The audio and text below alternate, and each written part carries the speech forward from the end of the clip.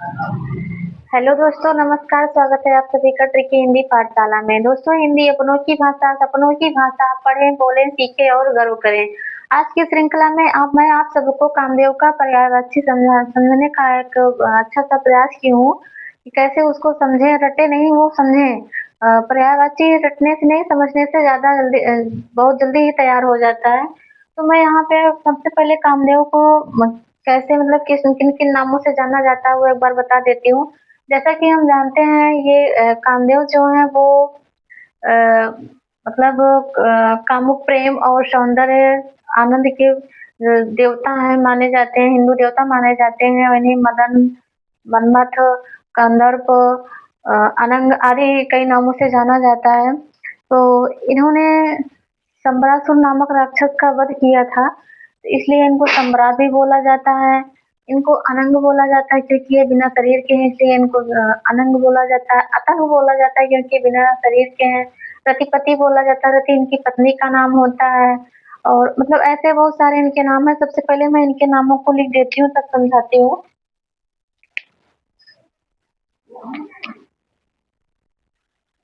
नाम क्या है इनके?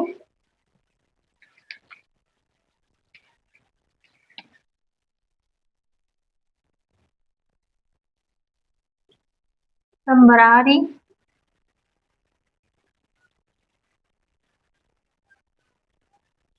हर रिपु,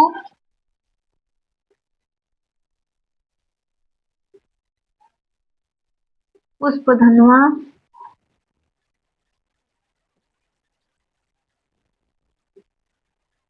कुसुमतर,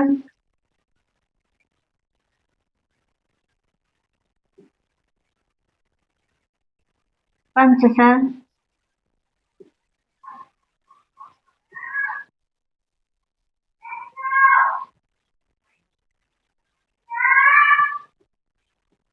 अनंग,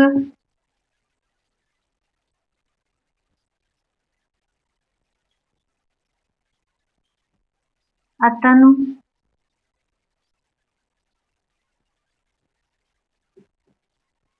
रतिपति,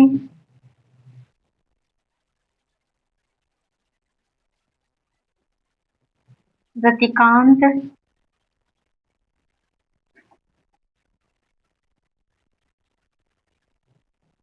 मार, काम,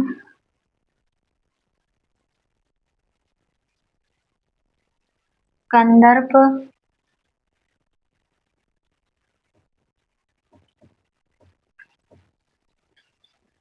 मन्मथ, मदन, मयन,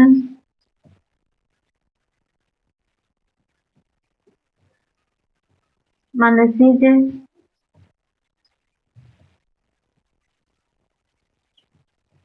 मनोभव,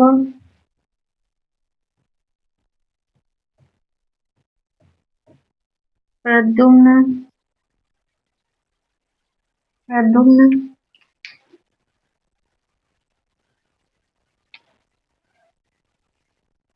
भवज भी बोला जाता है इनको, भवज।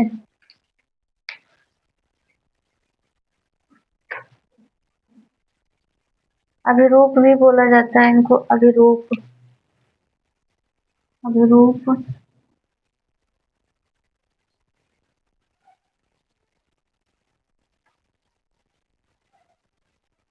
मनोज,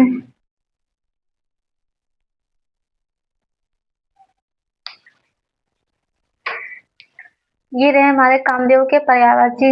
इनको किन किन नामों से जाना जाता है? संबरार, हरिरिपु, पुष्पधनुआ, कुसुमसर, कुंचसर, अनंग, अतनु, रतिपति, रतिकांत, मार, काम, कंदर्प, मन्मथ, मदन, मयन, मनसिज, मनोभव, प्रद्युम्न, भवज, अभिरूप और मनोज।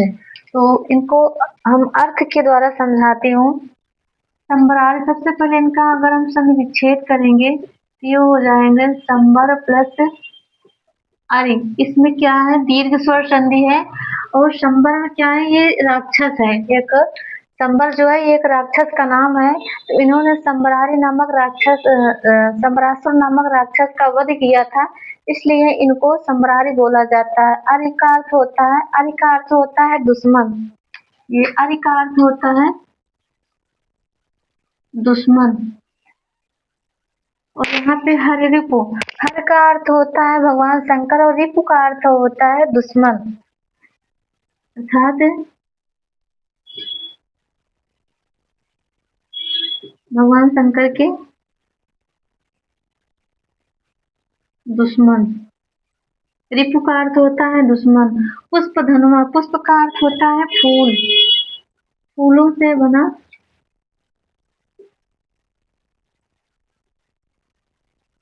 धनुष। धनुआ का अर्थ होता है धनुष, फूलों से बना धनुष। कुसुम सर, कुसुम का अर्थ होता है फूल, फूलों से बना बाण। सर का अर्थ होता है बाण, फूलों से बना बाण।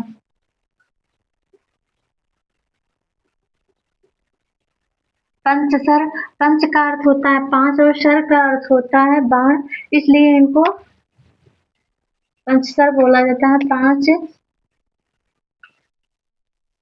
बाणों से युक्त। अनंग, अनंग का अर्थ होता है, ये अनंग जो है संस्कृत का शब्द है, इसका अर्थ होता है बिना अंग के, बिना अंग या शरीर के, शरीर के। अतनु का भी अर्थ वही होता है, तन का अर्थ होता है शरीर, और आ उपसर्ग लगकर इसमें हो जाएगा बिना तन के। रतिपति, रति इनकी पत्नी का नाम है, रति जो है इनकी पत्नी है, इसलिए इनको रतिपति बोला जाता है। रत्निकांत बोला जाता, रतिकांत बोला, कांत का अर्थ भी पति होता है, कांत का अर्थ होता है पति।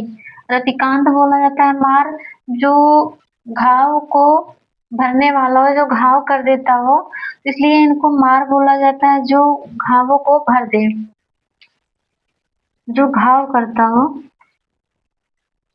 जो घाव करता हो। काम का अर्थ है इच्छा। कंदर्प, कंदर्प ये जो नाम है ये ब्रह्मा द्वारा दिया गया है, ब्रह्मा के द्वारा दिया गया नाम।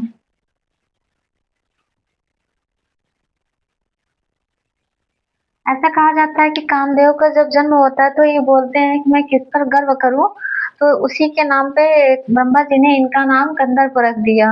मनमथ, मनमथ का अर्थ है जो मन को मथ दे, जो मन को मथ दे। मदन का भी अर्थ वही होता है, मयन का भी अर्थ यही होगा सब। मनसिस जो जा का अर्थ है उत्पन्न या जन्म लेने वाला, जो मन से जन्म लेना हुआ, जन्म लेने वाला। मनोभाव, भाव का भी अर्थ होता है उत्पन्न, मन से उत्पन्न होने वाला, मन से उत्पन्न होने वाला। प्रद्युम्न, प्रद्युम्न जो है इनका ये एक अवतार है। जैसे भगवान शंकर जब इनको भगवान शंकर के तीसरे नेत्र से जब ये जलकर भस्म हो जाते हैं तो उनको दोबारा जब वरदान देते हैं कि ये दोबारा जब जन्म लेंगे तो प्रद्युम्न के रूप में जन्म लेंगे, इसलिए इनको प्रद्युम्न बोला जाता है। प्रद्युम्न जो है ये कृष्ण भगवान और रुक्मणी के ये ज्येष्ठ पुत्र होते हैं। भावज जो जन्म ले। अभिरूप, अभिरूप का अर्थ होता है सुंदर, ये हो गया सुंदर। मनोज, यहाँ पे अगर हम संधि करेंगे तो ये हो जाएगा मनः प्लस जा। जा का अर्थ है उत्पन्न होने वाला, अर्थात जो मन, मन से जन्म ले,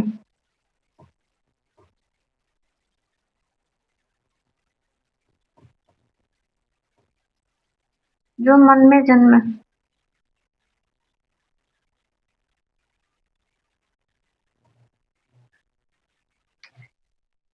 इसको मैं समझाती हूँ। संबरारी संबरारी, यहाँ पे योग संधि विच्छेद करेंगे तो संबर प्लस अरि, अरि का अर्थ होता है दुश्मन, अर्थात इन्होंने संबर नामक राक्षस का वध किया था। वध कब किया था? ये प्रद्युम्न के अवतार में किए थे, ना कि कामदेव के रूप में। ये जब प्रद्युम्न का अवतार लिए थे कृष्ण और रुक्मिणी के ज्येष्ठ पुत्र के रूप में, तब इन्होंने संबरासुर नामक राक्षस का वध किया था, इसलिए इनको संबरारी बोला जाता है। हर रिपु, हर का अर्थ होता है भगवान शंकर, और रिपु का अर्थ होता है दुश्मन। ये भगवान शंकर के दुश्मन है। दुश्मन क्यों है? क्योंकि भगवान शंकर जब तपस्या कर रहे होते हैं, ये जाकर उनकी तपस्या को भंग कर देते हैं और उनके क्रोध से उनकी तीसरी नेत्र जो है वो खुल जाती है, तो उसी से ये जलकर भस्म हो जाते हैं। तो इसीलिए इनको हर रिपु बोला जाता है। पुष्प धनवा, फूलों से बना धनुष। कुसुम सर, सर का अर्थ होता है बाण, फूलों से बना बाण। पंचसर, पंच का अर्थ होता है पांच, और शर का अर्थ होता है बाण, अर्थात इनके पास 5 बाण है, इसलिए इनको 5 बाणों से युक्त बोला जाता है।